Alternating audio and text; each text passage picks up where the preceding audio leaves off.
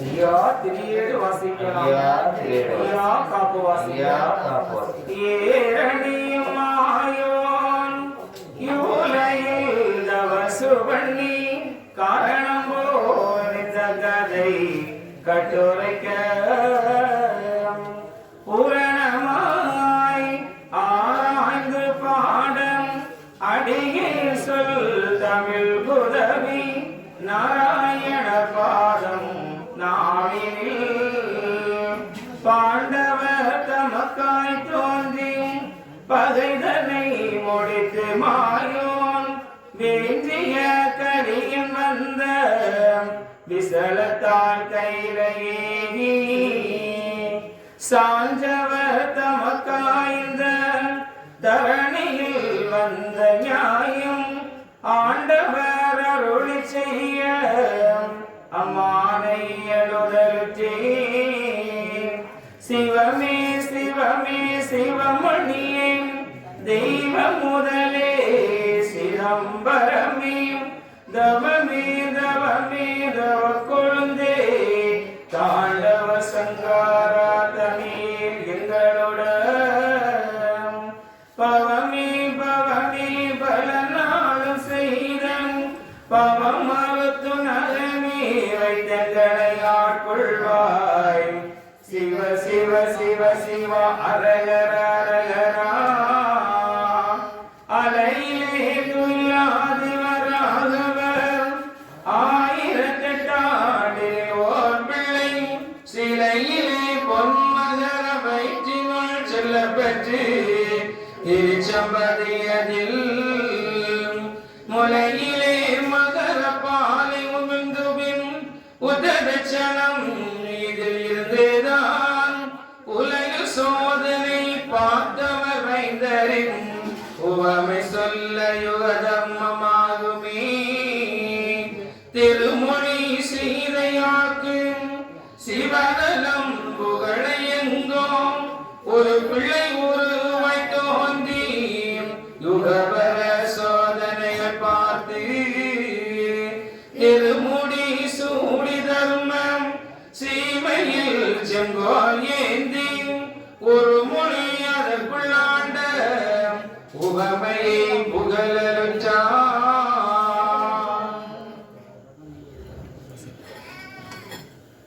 வாருமென மங்கையர்க்கு விடையருளி மாயன் வருணனுக்கும் வெந்தனுக்கும் வானேலோவே ஊருமிக அறிவதற்கு ஓலை தானுமோ உடனெழுதி அயச்சிடவே வந்தார் வானோர்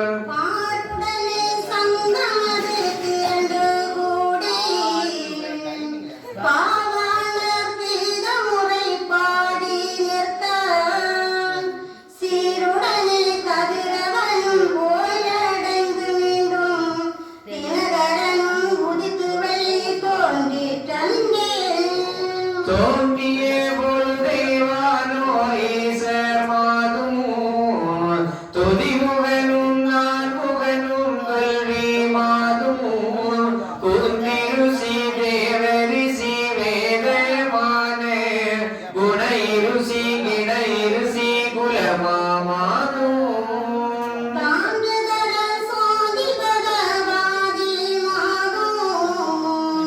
சதா கோடி தேவரம்பை சங்க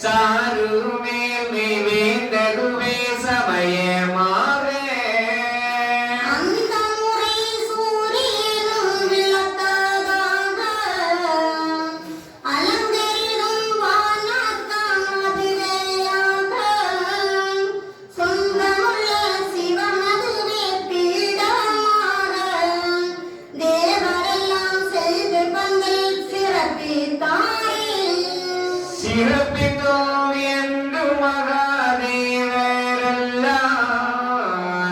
திருமாலின் அடிபணிந்து சொல்வாரப்போ பிறப்பித்த பெம்மானே எவர்க்கும் வாய்ந்து பேணிய மோதலித்து உயிரறைந்தும் காக்கும்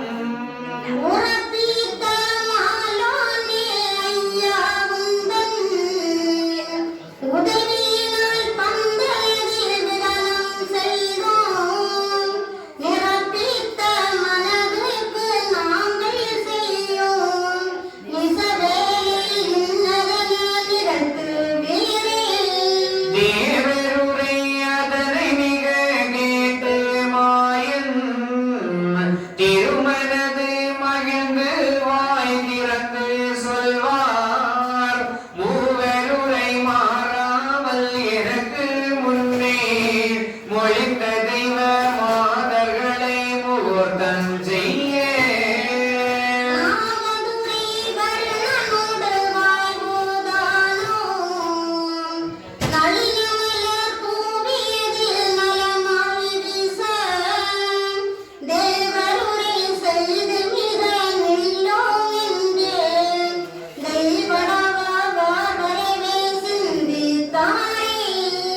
சிந்தித்த உடனே அந்த தேன்மொழி மாதரெல்லாம் வந்தவர் அடியை போற்றி வணங்கியே நாங்கள் பெற்ற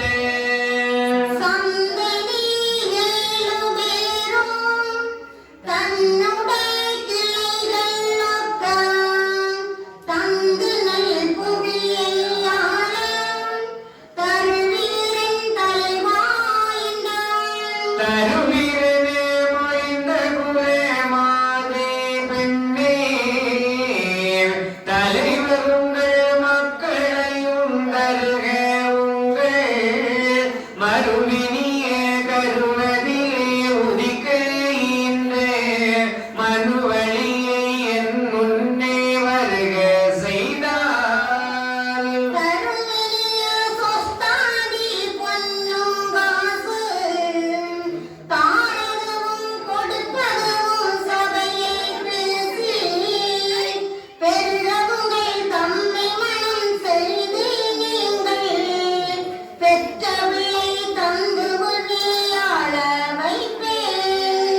புவியாளமை பெரிதே உரைத்தீருங்கள் பொன்மானே கண்மணியே புரந்த மாலே கவிஞர்கள் போற்றுமத கண்டே தேனே காயாம்பூவே நீரே கடவுளாரே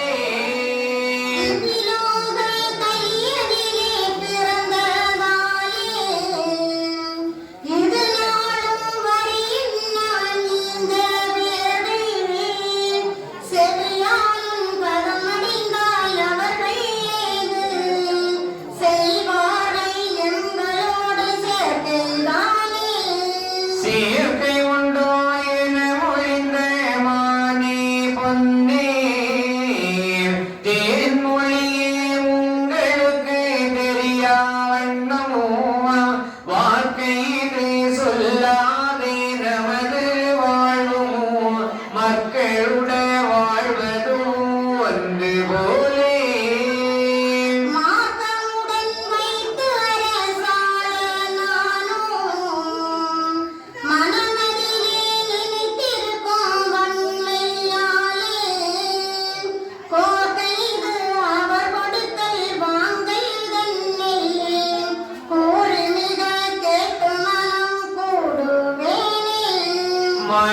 மனங்கூடுவேன் என உரைக்க மாயன் மனுவழியில் உதித்த குலே சான்றோரெல்லாம் அணங்கு இன வழி போலே அவர்கள் வந்து ஆயனடி போற்றி மிக அன்பாய் நிற்க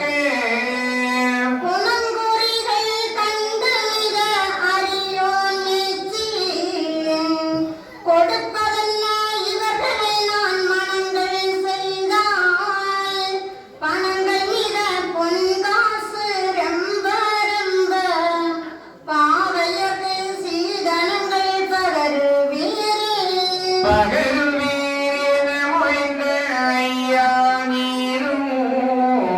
பரிசமென்ன அவர்களுக்கு பண்பாயினீர் உகருமென சொல்லிடவே சான்றோரெல்லாம் உடைய குல சொக்கருமே உரைப்பார் பின்னும்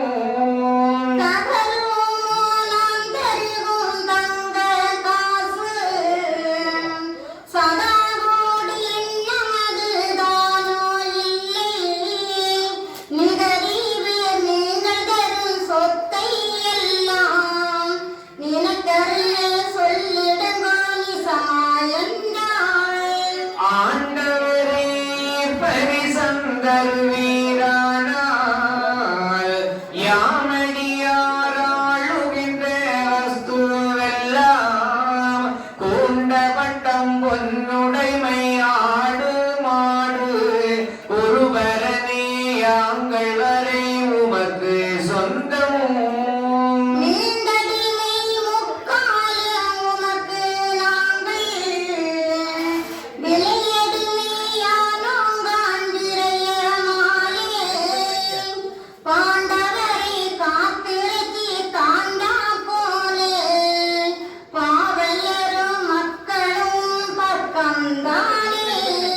பக்கமது என்றவுடன் மாயந்தானும் பதராதே உங்களையும் காத்து கொள்வோம் ஒக்க என் குலங்களையும் ஆண்டு கொள்வோம் ஒன்று போல் இருந்து புவி ஆழ்வோம் நாமும்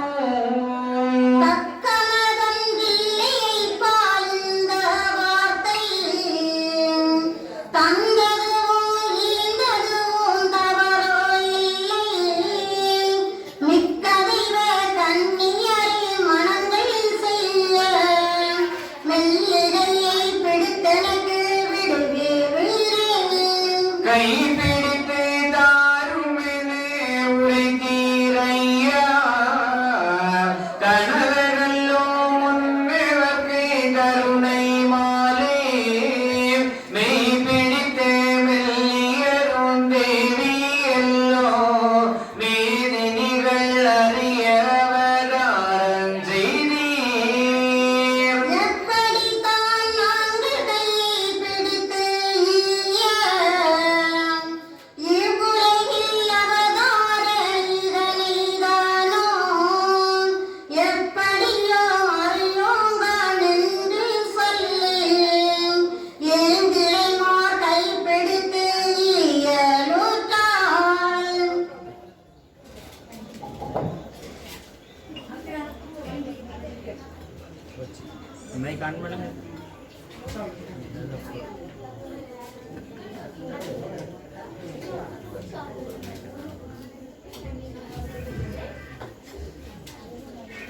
ஐயா உண்டு எல்லாம் வல்ல எல்லாமுமான வல்லத்தான் வைகுண்ட மாமணியின் அளப்பெரிய கருணையினால் ஆணையடி ஐயா வைகுண்ட பெருமாள் திரு இணைத்தாங்களில் இந்த 8ஆம் நாள் திரேடு வாசிப்பாக இறைவனுடைய திருக்கல்யாண இயலை வாசிப்பு ஐயாவுடைய பிள்ளைகள் மூலமாக வாசிக்கப்படுகின்றது.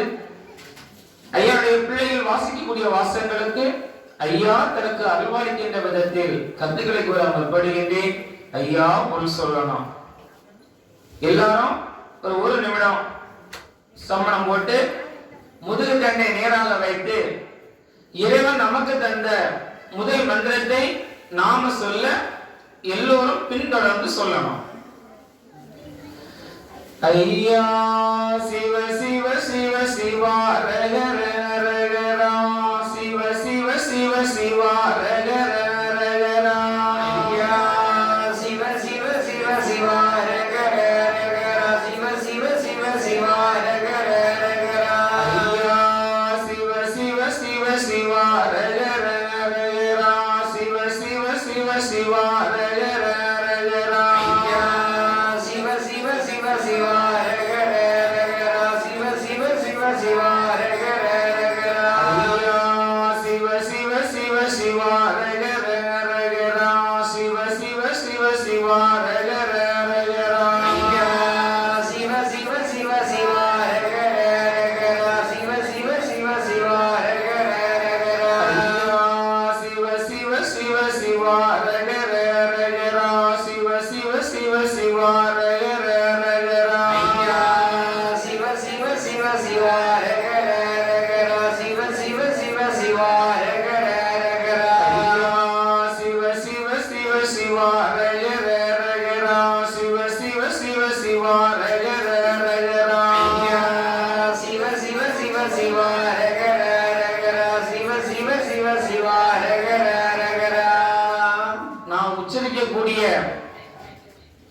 நாம் உச்சரிக்கக்கூடிய ஒரு முதல் மந்திரம் என்ன சொல்லப்படுது?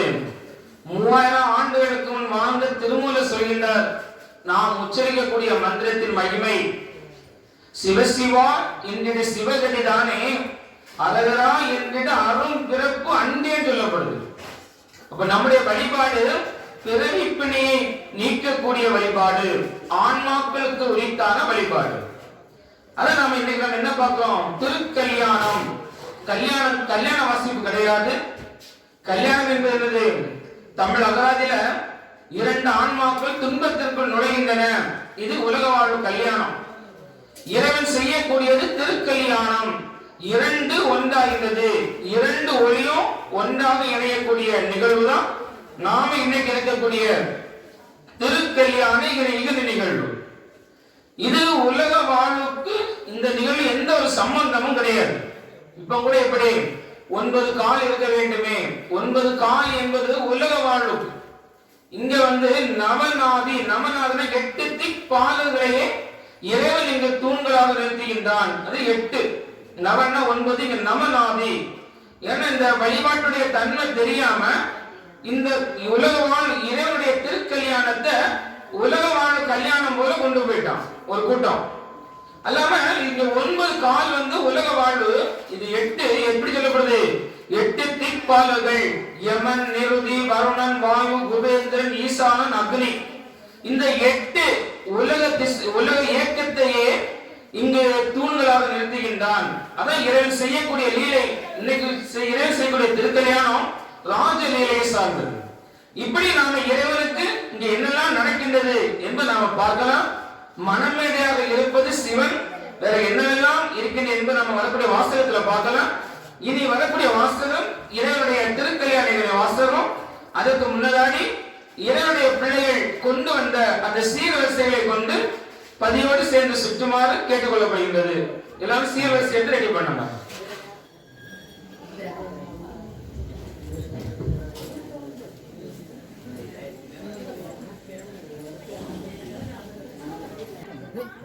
இந்த வானோர்கள் இந்த பந்தல்களை எல்லாம் அமைக்கிறாங்க. அது மட்டுமல்லாம இந்த மேலதாளங்களை எல்லாம் வளர்க்கிறது தேவர்கள். இந்த சூரியனை இப்பொழுது இங்கு அலங்கார விளக்குகளாகவும் நமக்கு வெளிச்சத்தை கொடுக்கக்கூடிய விளக்குகளாகவும் இப்ப இந்த இடத்துல சூரியனை இருக்கிறார். இந்த இடத்துல யமனுடைய தொழில் என்பது இப்ப இந்த இடத்துல கிடையாது. அதாவது உயிர் பிடித்தல் என்று சொல்லக்கூடிய செயல் என்பது இப்ப இந்த இடத்துல கிடையாது. இப்ப இந்த இடத்துல எல்லா இறைசக்தியும் இருக்கின்றன. அதான் நம்முடைய அம்மைமார்கள் மேன்மையில் மாதர் எப்படி அந்த மேகம் வெண்ணிற மேகம் கருமை நிறமாக மாறி பிறகு இந்த ஜீவராசிகளுக்கு அந்த அதற்கு வேண்டிய ஒரு உணவை கொடுக்கக்கூடிய நிலை கருணை மழை பொழிந்து அந்த ஜீவராசிகளை வாழ வைக்கின்றதோ, அப்படி இந்த ஜீவராசிகளை வாழ வைப்பதற்காக கருணை மழை பொழியக்கூடியவர்கள் நம்முடைய காரண தாய்மார்கள். அப்ப நம்முடைய காரண தாய்மார்களுக்கும் இறைவன் காரண தந்தை நாராயணர் இறைவன் ஐக்கியப்படுத்துகின்றார். அப்ப இந்த இனி நாம் என்ன அதாவது சிந்திக்கின்றார். அம்மைமார்கள் வர வேண்டும் என்று சிந்திக்க வந்து நின்ற உடனே இறைவன் கேட்கிறாரு, அந்த பிள்ளையை வர சொல்லுங்கள், கொடுப்பதும் தானதும் சபையில் பேசணும். அப்ப நமக்கு எப்படி இருக்கும்? இந்த உலக வாழ்வுல பேசுறது போல இருக்கும். அப்ப இறைவன் என்ன கேட்கிறாருன்னா, நீங்க என்ன தருவீர்கள்? அப்ப சான்றோர் கேட்கிறார்கள், நாங்க தருவது இருக்கட்டும், நீர் என்ன எங்களுக்கு பரிசு நீவீர். அப்ப இறைவன் சொல்றது, தகரமோ நான் தருகும் தங்க காசு. அப்ப இறைவனுக்கு தங்க காசு இல்லையா? இது இறை நிலையில தங்க காசு என்பது ஒளிநிலை வாழ சொல்லப்படுது. நான் இந்த ஆன்மாக்களுக்கு ஒளிநிலை வாழ நான் தருகின்றேன். இதனுடைய பொருள் அறிந்த அந்த சான்றோர் செய்கின்றார்கள்,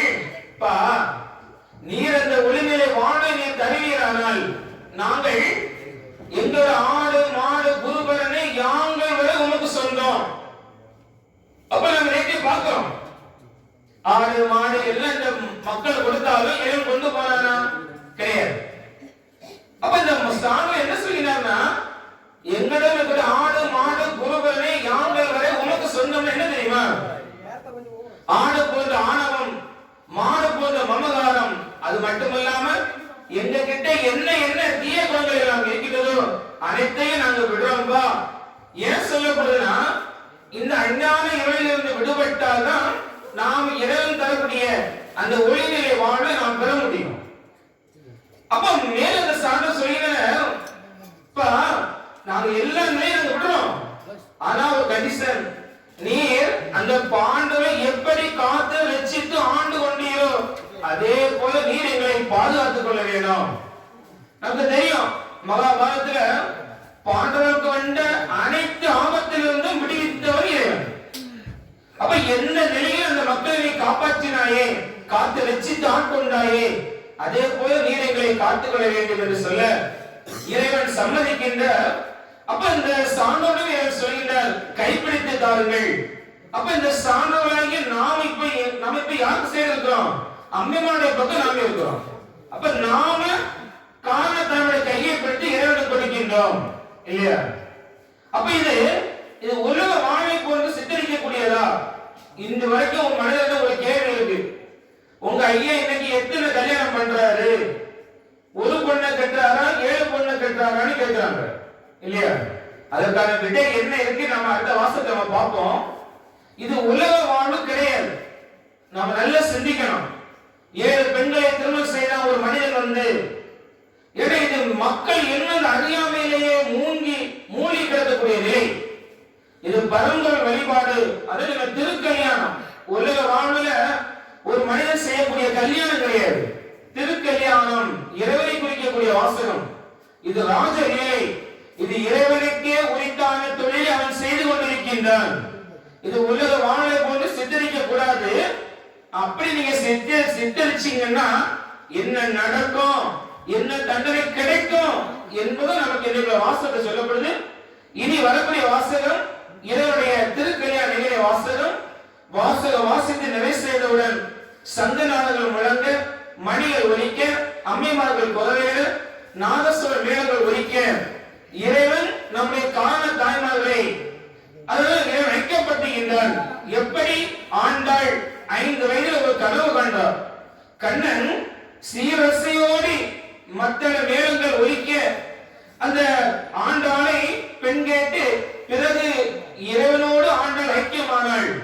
எப்படி அந்த உடலை திறந்து ஒளி நிலையை இறைவனோடு ஐக்கியமானாலோ அதே போல நம்முடைய காரண தாய்மார்கள் சோம சூரிய அக்னிக்கரைகளின் ஒளிநிலைப்பால் சகசிராகலத்தில் நிறைந்திருக்கும் இறைவனோடு உடலை திறந்து ஒளி நிலையில் ஐக்கியமாகின்றனர். வரக்கூடிய வாசகம் திருக்கல்யாண வாசகம். அப்ப நம்ம வாசகம் வாசிக்கும் போது யாரும் கண்ணை மூடிட்டு இருக்கக்கூடாது. மற்ற வழிபாடுகள் தீபனை காட்டுறாங்க இல்லையா? ஏன் காட்டுறாங்க தெரியுமா? தீபனை காட்டும் பொழுது அந்த அம்மனுடைய முகத்தை நீ பார்க்கணும். அதுக்கு என்ன காட்டுறது? தீபனை காட்டுறது. ஆனா மனிதன் அந்த நேரம் என்ன பண்ணிடுவான்? கண்ணை மூட்டு இருந்துருவான், நான் உன்னை பார்க்க மாட்டேன். அப்ப காட்டக்கூடிய நோக்கமே நீ என்னை நல்ல தெளிவாக பாரு சொல்லக்கூடிய நிலை. அதே போல நம்ம வாசிக்கும் போது இறைவனை கண்ணை திறந்து பாருங்க. இறைவன் கிட்ட எதுவும் கேட்க கூடாது. ஏன்னு உள்ளது நம்ம இதுக்கு முன்னாடி வாசத்துல நம்ம சொல்லியிருக்கோம் இல்லையா? இறைவனை எதுவும் கேட்க கூடாது. இப்ப நீ நிச்சயத்தபடி நடத்தி கொள்ளும், அவ்வளவுதான் இறைவன் கிட்ட நம்மளுடைய வேண்டுகோள். அப்ப இங்க வரக்கூடிய வாசகம் திருக்கல்யாண வாசகம். வாசகம் நிறைவு செய்தவுடன் சங்கராதம் முழங்க, மணிகள் ஒலிக்க, அம்மையார்கள் குரவைகிற நாதஸ்வர மேளங்கள் ஒலிக்க இறைவன் நம்முடைய அம்மையார்கள் ஐக்கியப்படுத்துவதை நாமும் நம்முடைய அகத்திற்கு நாம் கண்டு மகிழ்வோம்.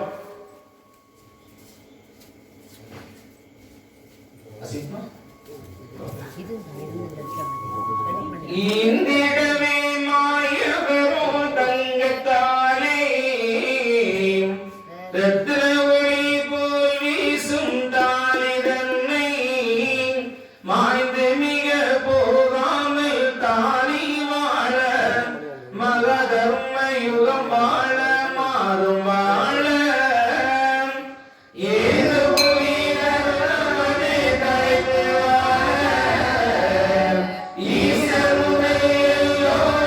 இருந்து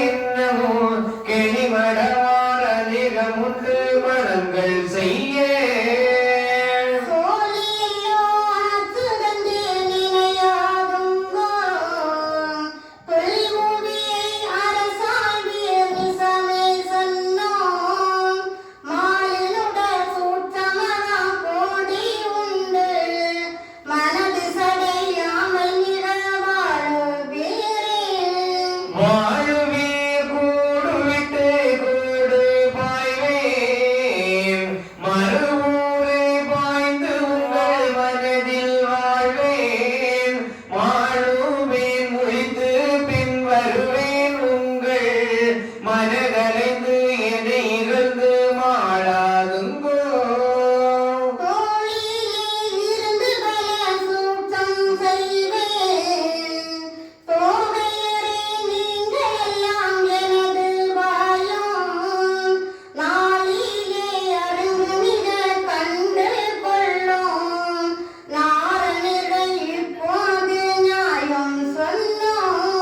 சொன்ன மொழிதனை மறந்து நீங்கள் எல்லாம் தூசணித்து என்னை கவடம் என்றெண்ணாதுங்கோ. என்னுடைய தொழிதுவே உங்களோடு இருந்து தர்ம முடிசூடி ஆளும் மட்டும்.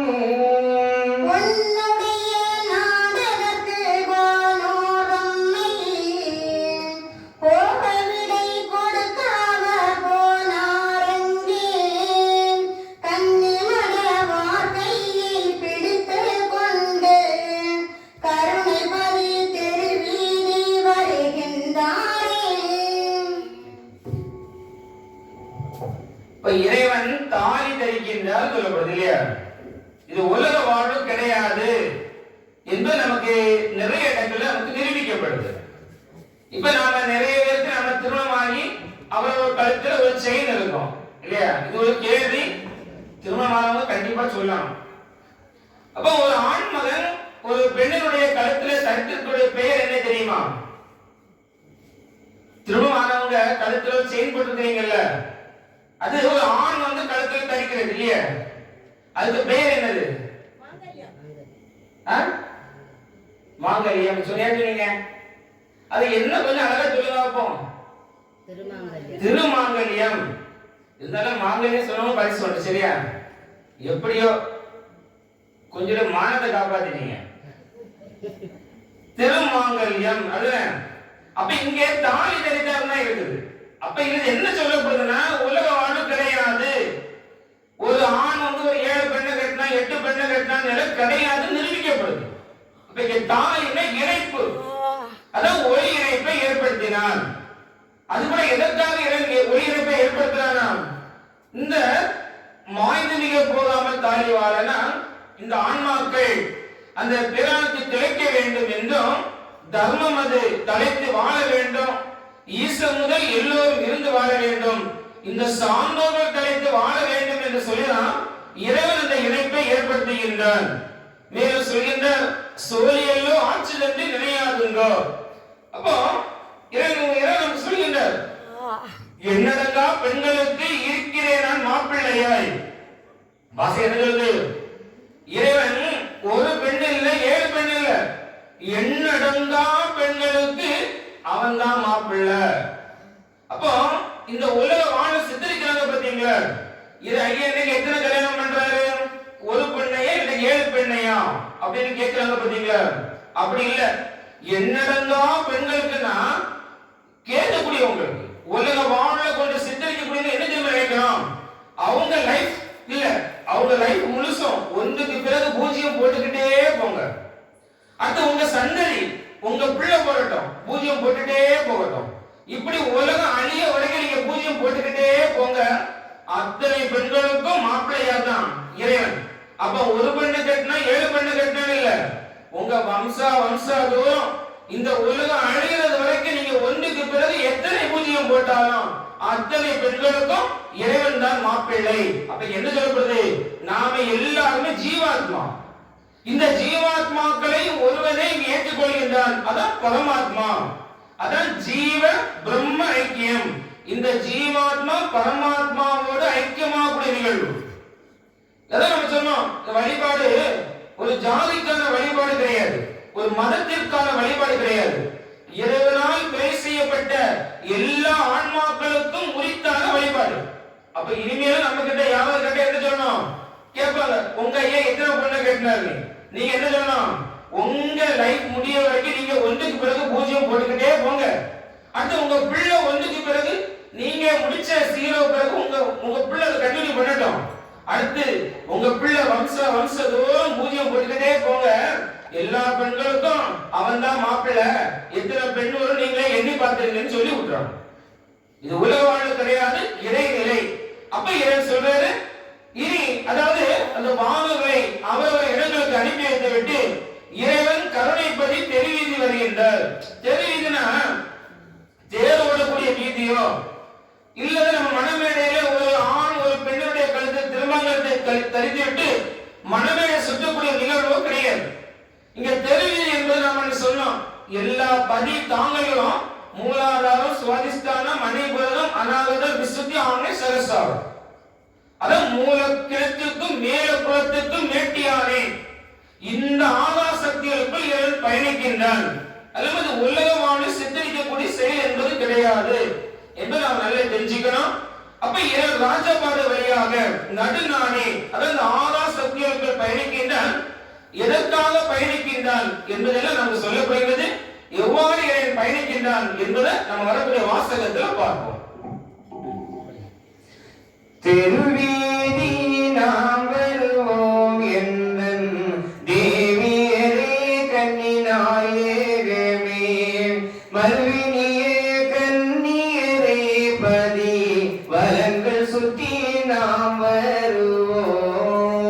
கண்மணியே காரணரே ஓகோ காயாமோ மேலியரே மண்ணேளும் அளந்தவரே ஓகோ மாயவரே பதிவலம் வருவோம். பெண்ணரசே மாமையிலே நமது பொறுமை பதி வலம் வருவோம். தன்னமுள்ள தேவியரே நமது தர்மபதி வலம் வருவோம். ஆண்டவனே நாயகமே உலகு ஆண்டருளும் என் கண்ணனியே காண்டம் நிறைவேற்ற வந்த எங்கள் கணவனே பதிவலம் வருவோம். பொறுமை பதி வலம் வருவோம். கலி பொடியாமும் போட்டிடுவோம். தர்மமது களைக்கச் செய்வோம். பதி தாதி வலம் நாம் வருவோம். பொல்லாத வகையெடுத்து சுவாமி புது பூமி தோண வைத்து கல்லாதார் கருவறுத்து சுவாமி அதிகபதி வலம் வருவோம். நாடும் பதி தலங்கள் வாழும் பெண்ணை நம்முடைய இனங்கள் வாழும் கேடுகளி கோடரவே பெண்ணை கிடந்த பதி வலம் வருவோம். ஆகாத பேரையெல்லாம் சுவாமி அக்கினிக்கு விருந்தளித்து வாவாக தருமபதி சுவாமி வாழும்பதி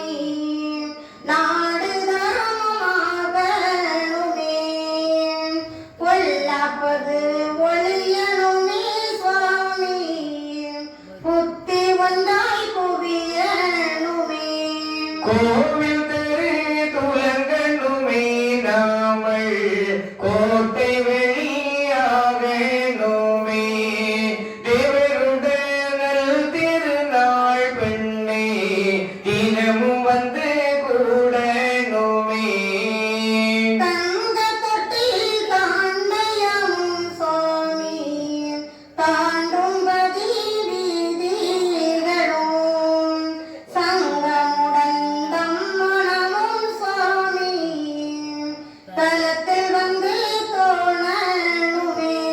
கோட்டையிட்டு கொடியும் கட்டி பெண்ணே கொத்தளமாய் மேடை செய்து நாட்டை எல்லாம் காண்கிலுக்கி பெண்ணே நமக்கு பதியேறணுமே. நம்பினோரை காத்தனுமே சுவாமி, நாடு கட்டி ஆளணுமே. அம்பலங்கள் ஏறணுமே சுவாமி, அவதாரங்கள் நடத்தணுமே. சிங்காசனம் ஏறணுமே பெண்ணே தீவெட்டிகள் போடணுமே. கண்காட்சை காணணுமே பெண்ணே கண்ணியரை கைபிடித்தால். பாக்கியங்கள் பெருகணுமே சுவாமி, பாரிலுள்ளோர் காணுதற்கு ஆக்கி நாங்கள் படைக்கணுமே சுவாமி, அமுதறிந்தி வாழணுமே. மக்கள் பெற்று வாழணுமே பெண்ணே வந்து எந்தன் கால் பீடித்து ஒக்கனின்றோராடணுமே பெண்ணே உற்ற பள்ளி மெத்தை சூழ. பால் பரிசு பெருகணுமே சுவாமி, பஞ்சனையில் கொஞ்சணுமே. தோழருமை அறியாமலே தலி தொல்புவியும் மயங்கணுமே. சமுசாரியாகணுமே பெண்ணே தலையில் சோறு சுமக்கணுமே. உதாரியாகணுமே பெண்ணே உங்களை நான் அடிக்கணுமே. அயலூரில் போகணுமே சுவாமி, அழைக்க நீரும் வரவேணுமே. கயல்விழி மார்பொருக பொருள் சுவாமி, கத்துதல்கள் கொள்ளணுமே. நானும் வந்து நிறத்தனுமே பெண்ணே நல்ல மொழி சொல்லணுமே. பெரும்பாலும் போல நாமல் பெண்ணே தேசமதில் வாழணுமே.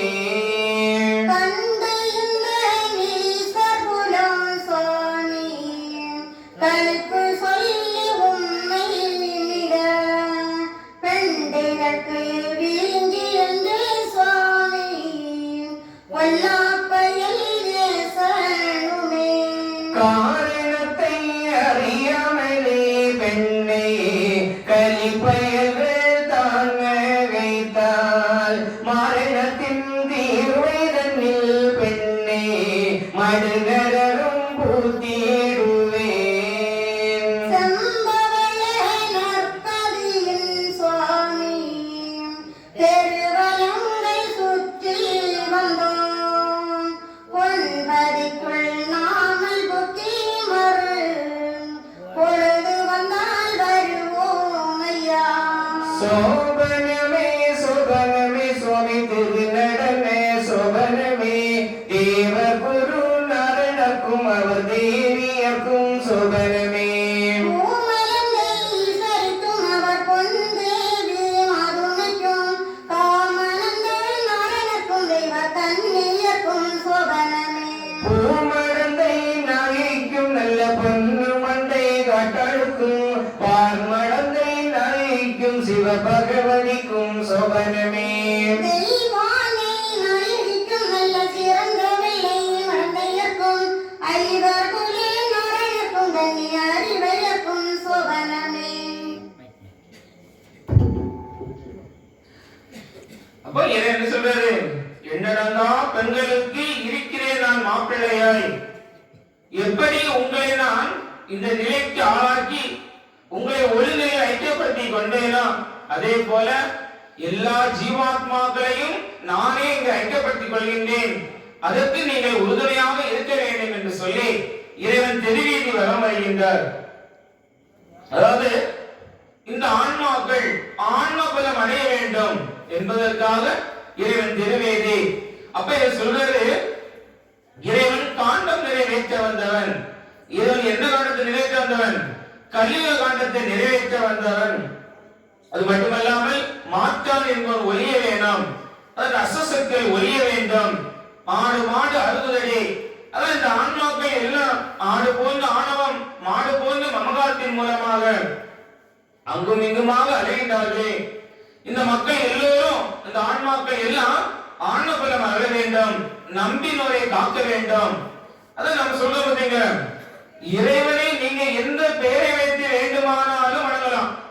அதான் சொன்னோம், இந்த மலை துளிகள் எல்லாம் ஆணையனை ஊர்ல பொழிந்தாலும், மார்த்தாண்டத்துல பொழிந்தாலும், நாகர்கோயில பொழிந்தாலும் அது சென்று சேரக்கூடிய இடம் என்பது கடல்.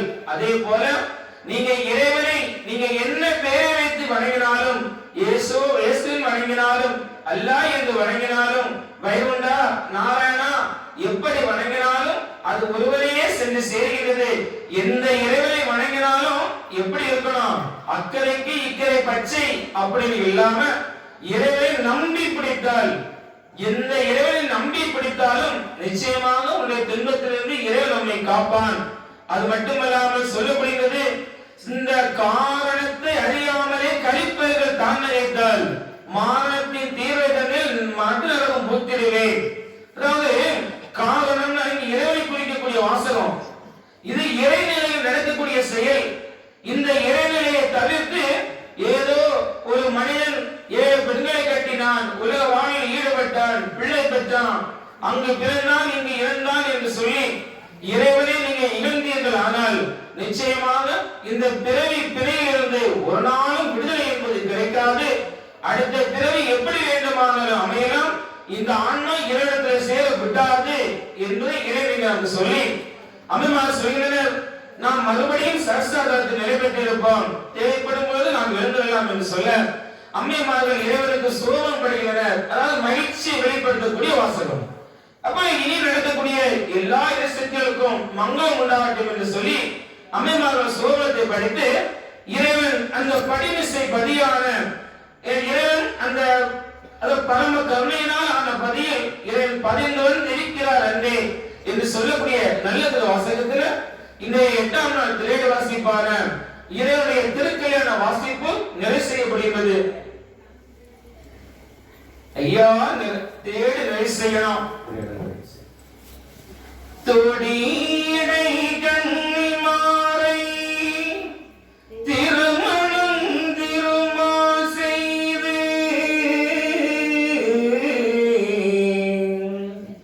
தொடியடை கண்ணி மாறை திருமணம் திருமா செய்து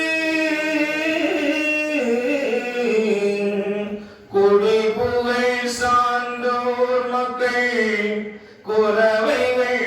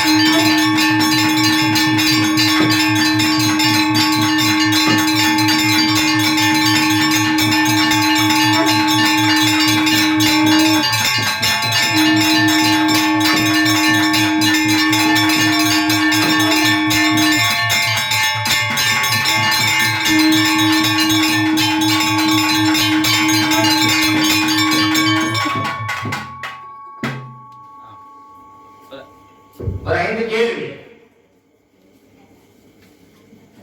அப்ப நாம கேட்டோம், ஒரு ஆண் மகன் ஒரு பெண்ணுடைய கழுத்தை தடிக்கக்கூடியவருடைய பெயர் என்ன? அப்போ மாங்கல்யம் இல்ல திருமாங்கல்யம். இருந்தாலும் எல்லாரும் சொன்னாங்க. அது முதல்ல ஒருத்தங்க வாய் திறந்தாங்க, அவங்க நம்ம பரிசு கொடுக்கிறோம். எல்லாரும் கை தட்டுங்க. திருமாங்கல்யம். யார் சொன்னீங்க? வாங்க. யாருமே சொல்லலையா? எல்லாம் கை தட்டுங்க.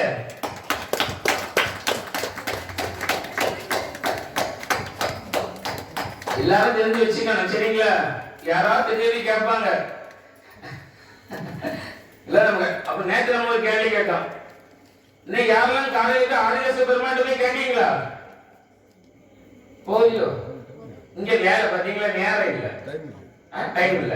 இருந்தாலும் சிலவங்க போயிருக்கலாம், கேட்டு பார்ப்போம்.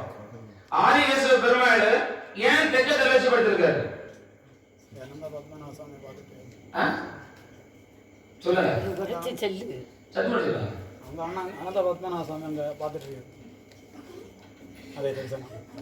எங்க குரூப்ல கேட்டோம். அப்ப ஒருத்தங்க என்ன சொன்னாங்கன்னா, அந்த பக்கம் தான் நல்ல காத்து அடிக்குமா இருக்கும், அதான் அங்க பார்த்து படுத்திருக்காருன்னு ஒரு பதில். அப்படி இல்லை. ஏன் இறைவன் தெற்க தலை வச்சு படுத்திருக்கிறான்?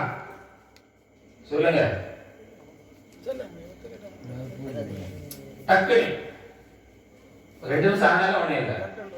தினந்தோறும் போய் கும்பிடுறோம். சொல்லுங்க. தெற்கு என்பது எதை குறிக்கிறது? தெற்கு திசை என்பது எதை குறிக்கிறது?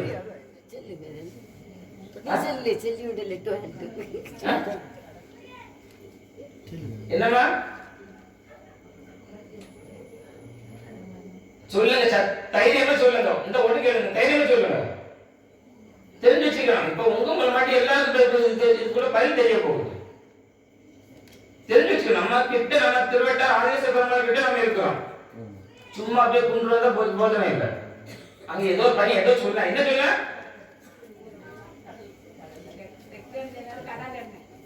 தம்பிங்க வா. யார் சொன்ன? சிவனேசிங்க வா. எல்லாம் கை தட்டுங்க. சிவனேசிங்க ஓடி ஓடி வா. எல்லாம் கை தட்டுங்க.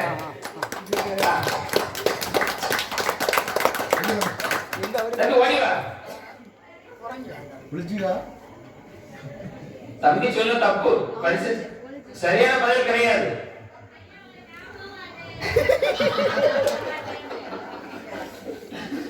பரிசு கொடுக்கணும். அவன் சொன்ன தப்பு.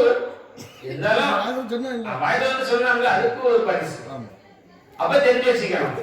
எல்லாரும் காது கொடுத்து கேட்கணும். இறைவன் எவ்வளவு திசை இருக்கு இல்லையா?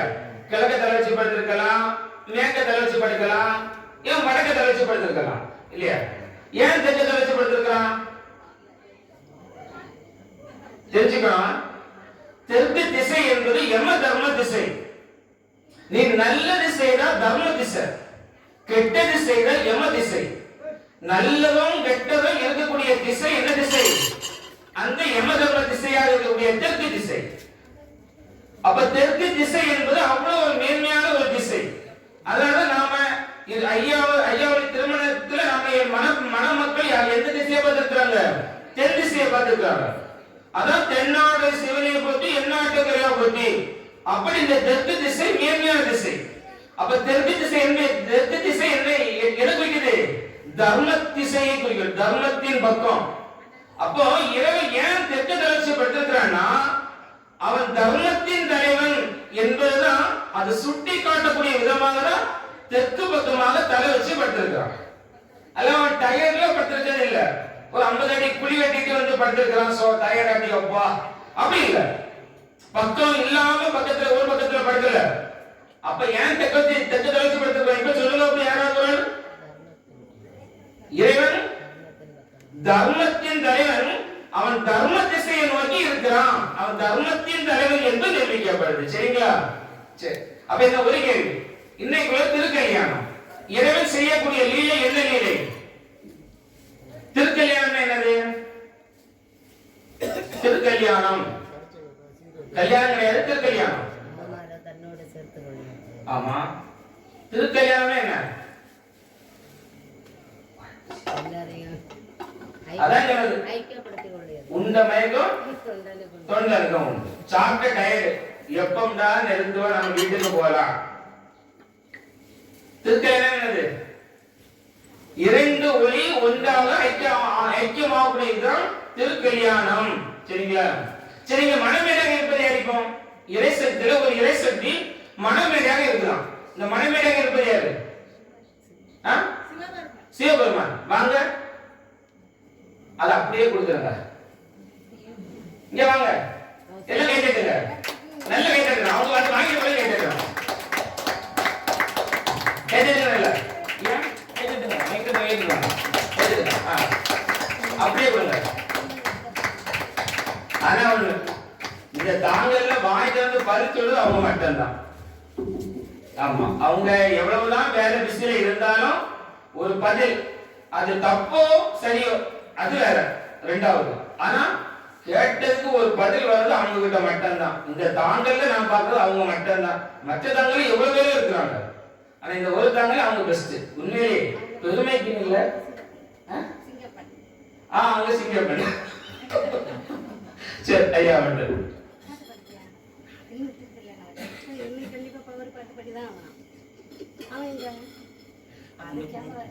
போன் எடுக்க, அதான் ப்ளூடூத் இருக்கு.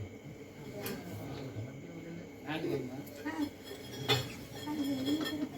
அது போடுங்க, செட்டிங் போடுங்க. அது மாத்தி எடுக்கல.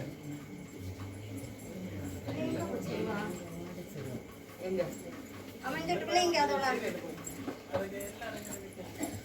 போனா சும்மா இங்க எடுங்க. அப்படியே இங்க தாங்க.